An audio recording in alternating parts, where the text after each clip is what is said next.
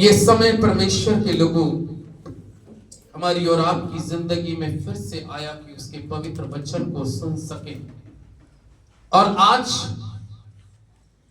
अभी जैसे एक कोरस गाया गया, एक मां की तरह प्रभु क्या देता है? शांति। शांति आज मनुष्य को सबसे ज्यादा शांति की जरूरत है। लोगों के घर के अंदर से शांति नाम की चीज उठ चुकी है। बहुत से लोग, बहुत से परिवार ऐसे पाए जाते हैं प्रभु के लोगों, उनके पास संसारिक सब कुछ है लेकिन उनके पास में वो शांति नहीं। शांति की बाट जो रहे हैं कि कहीं ना कहीं उनको शांति मिले। और हम हिंदू धर्म में अगर देखते हैं तो शांति पाने के लिए लोग कितनी लंबी यात्राएं पैदल भी करते हैं, लेट लेट कर भी करते हैं, काश उनका उद्धार और उनको शांति मिले। लेकिन आज थोड़े समय में प्रभु के वचन के द्वारा आप लोगों को इस वचन के द्वारा आशीष करना चाहता हूं कि एक असीम शांति प्रभु यीशु मसीह के पास है। इसलिए यशाया 9 की पुस्तक को अगर हम देखें और यशाया 9 के अंदर में भविष्यवक्ता यीशु मसीह की शांति के बारे में उसका शांति का नाम बता रहा है। और यहां पर 6ठे पद के अंदर में इस प्रकार से लिखा है, क्योंकि हमारे लिए एक बालक उत्पन्न हुआ है और हमें एक पुत्र दिया गया है और प्रभुता उसके कंधे पर होगी। उसका नाम अद्भुत युक्ति करने वाला, पराक्रमी परमेश्वर, अनंत काल का पिता और शांति का राजकुमार रखा जाएगा। उसकी प्रभुता सर्वदा बढ़ती रहेगी और उसकी शांति का अंत होगा। इस पाठ के अंदर में यशाया नबी ने प्रभु यीशु मसीह की चर्चा करी और यहां पर उसको एक नाम से जाहिर किया गया है, संबोधित किया गया है कि उसका नाम शांति का राजकुमार। हालेलुया। शांति का राजकुमार। मैंने आपको बताया कि आज मनुष्य के जीवन बहुत सी बातों को लेकर अशांत पाया जाता है और इंसान क्या चाहता है? हर एक मनुष्य अपने परिवार के अंदर में, अपनी व्यक्तिगत जिंदगी में, जहां पर वो काम करता, वो चाहता है शांति के साथ अपना समय गुजार दूं, शांति के साथ परिवार में हंसूं। कई बार घर के अंदर में जब क्लेश होती हुई दिखाई देती है, लड़ाई झगड़ा होता हुआ दिखाई देते हैं, तो घर के जो बुजुर्ग होते हैं वो क्या बोलते हैं? शांति रखो, तुमने घर की शांति भंग कर दी है। और जब तक प्रभु यीशु मसीह इस संसार के अंदर में नहीं आए थे, बाइबल हमें बतलाती है कि मनुष्य आज शांति में अपने जीवन को व्यतीत कर रहा था, शांति पाना चाहता था, लेकिन उसको शांति कहीं किसी जगह, किसी दरबार में नहीं मिलती थी। और पृथ्वी के लोग शांति की बाट जो रहे थे, शांति की बाट जो रहे थे। और तब परमेश्वर का वचन यशाया नबी इस प्रकार से कहता है, तब हमारे लिए इस पृथ्वी पर कुमारी मरियम के द्वारा पवित्र आत्मा की उपस्थिति में होकर जो बेटे ने जन्म लिया, जिसको हम यीशु के नाम से जानते हैं, उसका नाम यीशु मसीह का नाम इस बाइबल में यशाया नबी इस प्रकार से बतलाता है कि उसका नाम यहां पर शांति का राजकुमार। शांति। आज परमेश्वर के लोगों, मुझे और आपको अपनी व्यक्तिगत जिंदगी के अंदर में अगर जिस मनुष्य के जीवन में शांति नहीं है, जिस मनुष्य का जीवन शांत नहीं है, अशांति में अगर वो चल रहा है, तो इसका मतलब है कहीं ना कहीं वो शांति का राजकुमार, वो शांति का दाता हमारे जीवन में पूरी तरीके से अभी प्रवेश नहीं कर रहा। इसलिए फिलिपियों की पुस्तक में अगर 4 अध्याय को देखें तो पौलुस ने फिलिपियों की पुस्तक में इस प्रकार से लिखा, और 4 अध्याय के अंदर में परमेश्वर का जीवित और पवित्र कलाम हमें 6 और 7वें पद में इस प्रकार से बताता है। और यहां पे लिखा है, किसी भी बात की चिंता मत करो, परंतु हर एक बात में तुम्हारे निवेदन, प्रार्थना, विनती के द्वारा धन्यवाद के साथ परमेश्वर के सम्मुख उपस्थित किए जाए, तब परमेश्वर की शांति जो मनुष्य की सारी समझ से परे है, तुम्हारे हृदय और विचारों को मसीह यीशु में सुरक्षित रखे। किसी भी बात की चिंता मत करो। जब जीवन के अंदर में कुछ विडंबनाएं ऐसी गुजरती हैं, तो मनुष्य मांस और हड्डी का है, इसलिए वो बहुत ही ज्यादा चिंतित होने लगता है। लेकिन चिंता करके,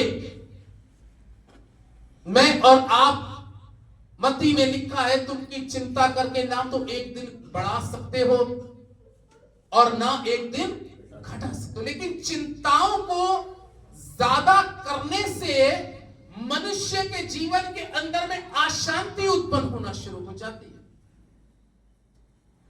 कोई भी व्यक्ति अगर किसी चीज पर बहुत ही ज्यादा फोकस करने लगे और बहुत ही ज्यादा ध्यान करने लगे, तो उसका दिमाग और उसका दिल उसी बात पर हमेशा मनन करता रहेगा। हो सकता है हमारे और आपके परिवार में, हमारी और आपकी जिंदगी में, हमारे और आपकी लाइफ में कुछ कभी कभी बदलता है, मौसम बदलता है, हालात बदलते हैं, परिस्थितियां बदलती हैं, बहुत कुछ समय के अनुसार बदलता है। लेकिन परमेश्वर जो शांति का राजकुमार है, वो कभी नहीं बदलता।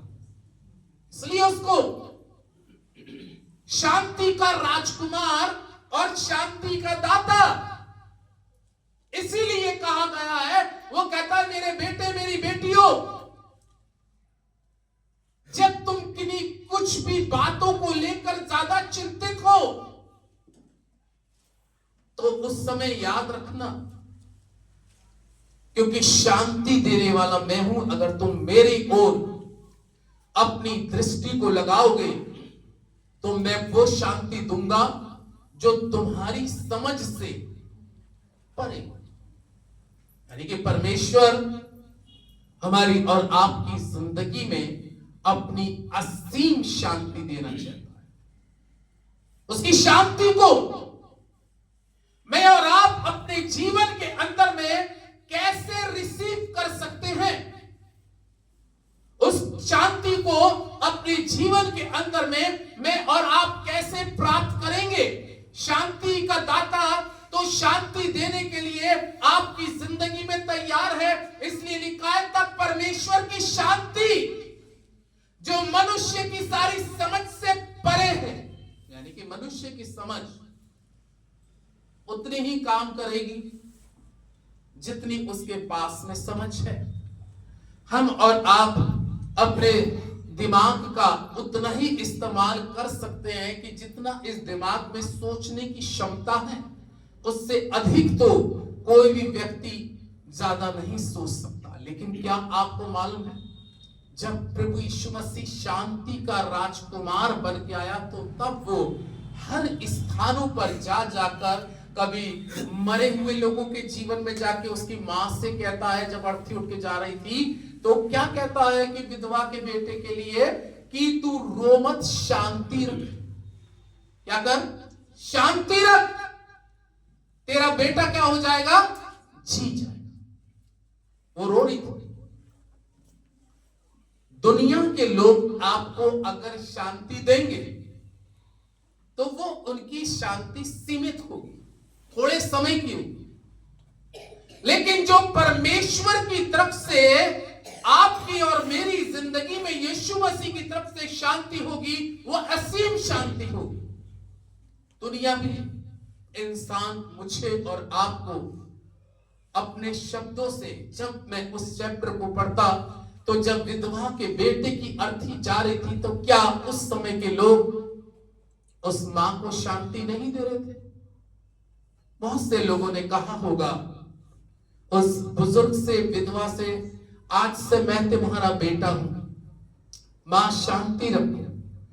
अलग अलग तरीके से लोग, बुजुर्ग आ रहे होंगे शांति दे रहे होंगे, जवान आ रहे होंगे शांति दे रहे होंगे, रिश्तेदार आ रहे होंगे शांति दे रहे होंगे, लेकिन वो शांति उसके हृदय में उतर नहीं पा रही थी। किसी की बात से वो विधवा शांत नहीं हो पा रही थी। लेकिन जब प्रभु यीशु मसीह उस विधवा के पास में आते हैं और उससे बोलते हैं, शांति रख, तुम्हारे मनों में प्रभु शांति दे, तुम्हारा बेटा जी जाएगा, तब बाइबल में लिखा है कि उसने अर्थी को छुआ और परमेश्वर का वचन में लिखा है कि वो मुर्दा जिंदा हो गया। तब उसके जीवन के अंदर में एक क्या आई? शांति। कई बार हमारी जिंदगी में एक मुर्दानगी भी आती है। मुर्दानगी आने का मतलब ये नहीं है कि हम आज शांत हो जाए। उस मुर्दानगी के अंदर में भी यशाया 14 के अंदर, यशाया की पुस्तक में अगर आप देखेंगे 26 अध्याय के अंदर में, तो यहां पे परमेश्वर का जीवित और पवित्र वचन हमें इस प्रकार से बताता है। यशाया नबी की पुस्तक उसका 26 अध्याय को यदि आप देखें तो देखिए प्रभु का वचन शांति के बारे में यहां पर क्या कहता है। और यहां पे परमेश्वर का वचन 3 पद के अंदर में इस प्रकार से कहता है कि जिसका मन तुझ में धीरज धरे हुए है, उसको तू पूर्ण शांति के साथ उसकी रक्षा करता है, क्योंकि वो तुझी पर, जिसका मन तुझ में धीरज धरा, उसकी तू पूर्ण शांति के साथ, संपूर्ण शांति के साथ बाइबल कहती है उसकी रक्षा करेगा। अगर वो मेरी और आपकी जिंदगी में इस वचन के द्वारा कह रहा है, मेरे बेटे, मेरी बेटियों, मेरे बच्चों, शांति रखो, तो जब उसके शब्दों को हम अपनी व्यक्तिगत जिंदगी में सुनते हैं, तो उस वचन को सुनने के बाद हमें धीरज, सब्र रखना है कि अगर परमेश्वर का पुत्र हमारे से और आपसे इस बात को कह रहा है शांति रखो, तो हमें अपने जीवन के अंदर में शांति रखना बहुत जरूरी है। आमीन। मनुष्य सब कुछ पाले जीवन में, लेकिन उसकी आत्मा यदि शांत ना रहे, उसका मन शांत ना रहे, तो उसने पृथ्वी पर कितनी ही चीजों को प्राप्त किया हो, यदि उसके मन के अंदर में शांति नहीं है, शांति ना रहने का कारण यह भी हो सकता है क्योंकि कलाम में जब हम यशाया 26 के 3 को जब पढ़ते, कह रहा है जिसका मन तुझ में धीरज धरा हुआ। तभी तो दाऊद कहता है, मैंने बड़ा सब्र के साथ और धीरज के साथ तेरी बाट को जोतता रहा, और मेरे मन के अंदर में जो शांति आ रही थी वो तेरी तरफ से आ रही थी। मन में शांति आने का जो मेन उद्देश्य है कि अगर शांति का राजकुमार आपकी व्यक्तिगत जिंदगी के अंदर में प्रवेश कर रहा है, तो आपके जीवन में हर हालात में, हर स्थिति के अंदर में, हर परिस्थितियों के अंदर में आप अपने जीवन के अंदर में शांति रखना सीखेंगे, क्योंकि वो शांति का राजकुमार है, वो शांति का दाता है। वो शांति आपके हृदय के अंदर में, परमेश्वर का वचन जब यशाया इस चीज को कहता है कि जिसका मन तुझ में धीरज धरे, जिसका मन तुझ में धीरज धरे हुए, तो उसकी पूर्ण शांति के साथ रक्षा करता है, पूर्ण शांति के साथ रक्षा करता है। लेकिन हमें अपने मन को खुदावन यीशु मसीह में और उसके वचन के अंदर में बड़े सब्र और धीरज के साथ उसमें मन लगाए रखने की जरूरत है। तो उसकी शांति जो मनुष्य की सारी समझ से परे है, तुम्हारे जीवन को सुरक्षित रखेगी। सुरक्षा, पूरी सुरक्षा हमारे और आपके जीवन में उसकी तरफ से मिल सकती है। इसलिए यूहन्ना 14 में अगर आप पढ़ेंगे, यहां पे परमेश्वर का जीवित और पवित्र वचन हमें इस प्रकार से बतलाता है प्रभु के लोगों। यदि हम 24 अध्याय के 27वें पद को पढ़ेंगे तो यहां पे इस प्रकार से लिखा है, यूहन्ना 14:27 में, मैं तुम्हें शांति दिए जाता हूं। क्या दिए जाता हूं? मैं तुम्हें शांति दिए जाता हूं, अपनी शांति तुम्हें देता हूं। जैसे संसार देता है मैं तुम्हें नहीं देता, और तुम्हारा मन व्याकुल ना हो और ना तुम डरो। इसका मतलब वो कह रहा है, जैसी संसार तुम्हें तसल्ली देता है, जैसे संसार तुम्हें शांति देता है, वैसी मैं तुम्हें शांति नहीं देता। मैं तुम्हें अबदी शांति देता हूं, असीम शांति देता हूं। वो शांति तुम्हारे हृदय में हमेशा बनी रहे। इसलिए वो कह रहा है, किसी बात को लेकर तुम्हारा मन व्याकुल ना हो, न किसी बात को लेकर तुम कभी विचलित हो, बल्कि तुम ये जानो, वो कह रहा है तुम्हारा मन व्याकुल ना हो। क्योंकि जब मन के अंदर में व्याकुलता, विचारों के अंदर में सोच विचार और बहुत सी बातें जब मनुष्य के जीवन में उत्पन्न होना शुरू होती है, तो मन इंसान का अशांति में आना शुरू हो जाता है। इसलिए तो नबी हमें यशाया इस बात को बताता है, इसलिए उसका नाम शांति का राजकुमार रखा गया, कि जब आपके जीवन के अंदर में किसी भी प्रकार की किसी भी क्षेत्र में अशांति वाला समय गुजर रहा हो, उस समय आपका ध्यान शांति के राजकुमार पर होना बहुत क्या है, जरूरी है। शांति के राजकुमार पर होना जरूरी है, क्योंकि उसकी शांति एक मां से भी बढ़कर। तभी तो बाइबल में लिखा है यशाया में कि दूध पिलाती मां अपने बच्चे को क्या हो सकती है, भूल सकती है, लेकिन मैं तुझे कभी ना भूलूंगा ना कभी त्यागूंगा। यानी कि जब वो इतनी बड़ी बात कह रहा है तो उसके शब्दों में तसल्ली है, उसके शब्दों में शांति है। हम इस कोरस को गाएंगे, एक मां की तरह प्रभु शांति देता है। हालेलुया। एक मां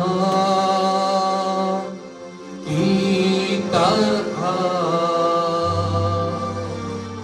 प्रभु शांति देता है। एक मां की तरह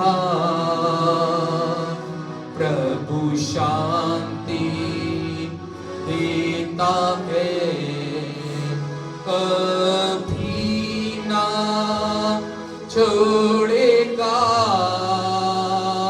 कभी ना त्यागेगा, कभी ना छोड़ेगा, कभी ना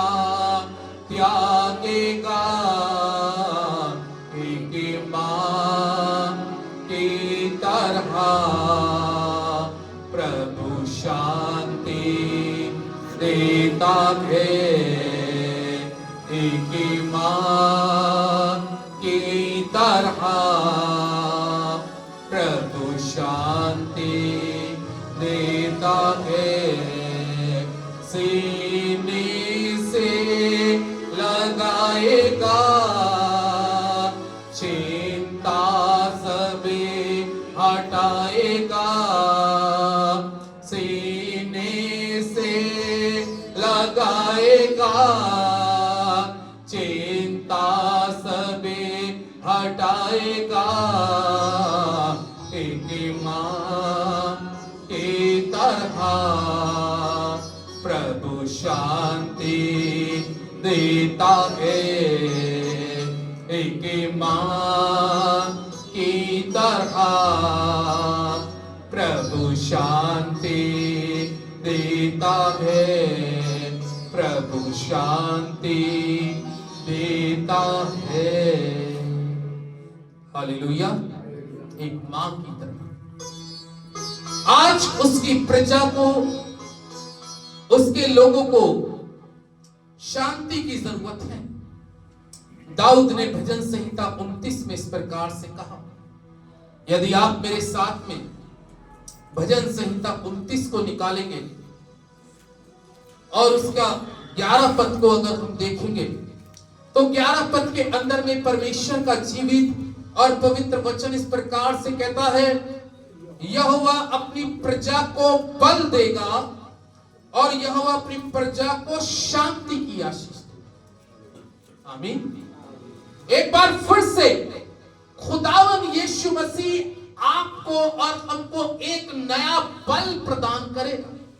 नया बल। पौलुस कहता है, जब मैं निर्बल होता हूं, जब मैं कमजोर होता हूं, तभी मैं क्या होता हूं? बलवंत होता हूं। परमेश्वर अपनी प्रजा को एक नया बल देगा। वो कौन सा बल? आत्मिक बल के बारे में परमेश्वर का वचन कहता है। वो मुझको और आपको आत्मिक बल देने के बारे में बात कर रहा है। हो सकता है मेरी और आपके जीवन का आत्मिक बल चिंताओं और फिक्रों में, आधन और बुराई में, स्वार्थ और लोभ में हमारा और आपका आत्मिक बल कम हो गया। लेकिन फिर भी परमेश्वर का पवित्र वचन कहता है कि परमेश्वर अपनी प्रजा को आत्मिक बल देगा और अपनी प्रजा को अपनी शांति देगा।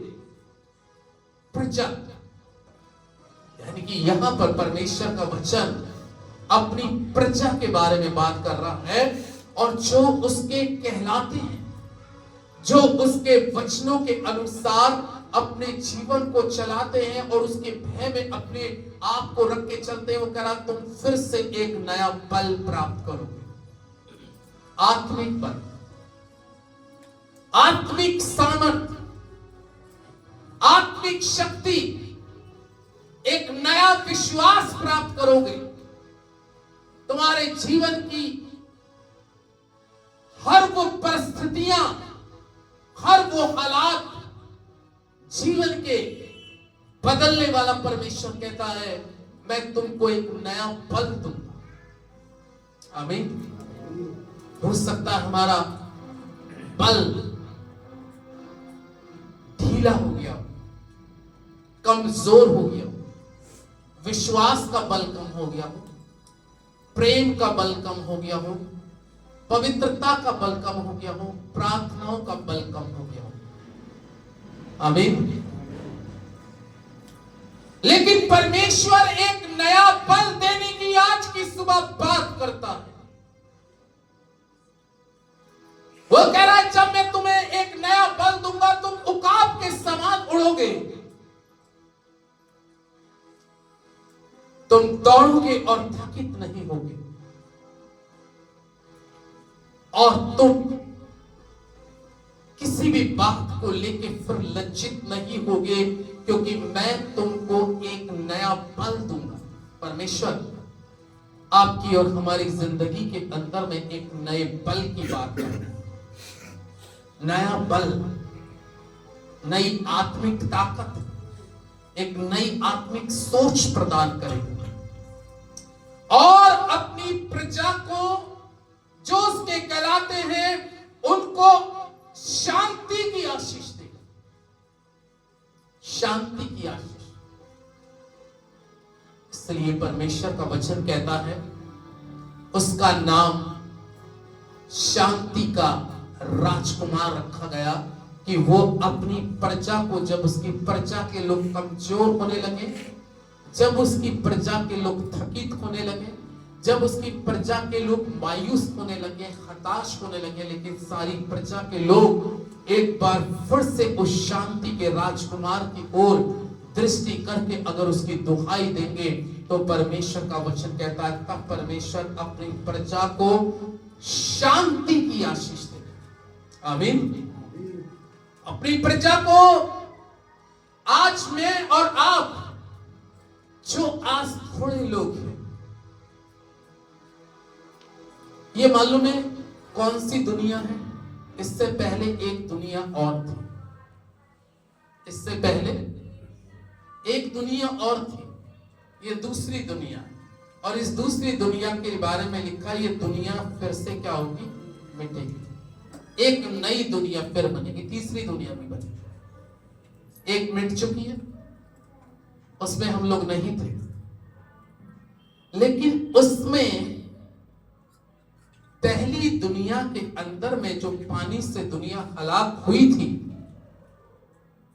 उसमें एक शख्स ऐसा था इतनी बड़ी दुनिया में जो शांति के साथ परमेश्वर की बाट जो रहा। आमीन।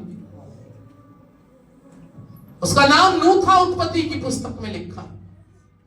हालांकि उसने पूरी प्रजा को इस चीज के बारे में बताया, नूह ने, कि वो शांति का राजकुमार तुम्हारे जीवन में शांति देना चाहता है, लेकिन उसके लिए तैयार करो अपने आप को। लेकिन उस वक्त के लोगों ने उस मैसेज को नहीं समझा, उस संदेश को नहीं समझा। अकेला एक नूह था जो सब्र करते हुए शांति के राजकुमार की बाट जो रहा था। उसने कहा, इसने कहा है तो ऐसा कहा। कुछ समय तक जहाज बनने की प्रक्रिया चलती रही और चलती रही, लेकिन जब जहाज बन के तैयार हुआ तब उसने नूह के कारण, केवल नूह के कारण ही उसके परिवार के 7 लोग और बचे थे। आमीन। टोटल 8 लोग बचे। दुनिया बहुत बड़ी है, दुनिया बहुत बड़ी है, लेकिन बचने वाले कितने थे? 8। वो भी एक की वजह से 8 बच गए, 7। क्यों? क्योंकि नूह शांति के दाता को जानता था, और जब नूह से उसने बात करी तो नूह ने जीवन के अंदर में शांति पाई, और शांति के साथ परमेश्वर के वचन की वो बाट को क्या करता रहा? जोतता। वो शांति के साथ बाट को जोतता रहा, और एक समय आया कि परमेश्वर का वचन कहता है कि जब सारी दुनिया पानी से हलाक हुई तो उसी के जहाज में शांति थी। जीवन के सारे मकान, ऊंची ऊंची बिल्डिंगें, बड़ी बड़ी हस्तियां सब मिट गई, लेकिन शांति के राजकुमार उस जहाज में था। इसलिए नूह के जहाज में शांति थी, और बाहर हाहाकार मच रहा था,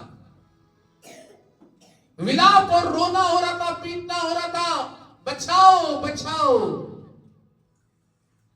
क्योंकि उस वक्त जब उनके पास में वक्त था कि वो शांति के राजकुमार की तरफ देख सकते थे और उसकी बात पर ध्यान कर सकते थे, तब उस समय के लोगों ने उस पर ध्यान नहीं किया। इसलिए बाइबल में लिखा है केवल 8 ही लोग बचे। आमीन।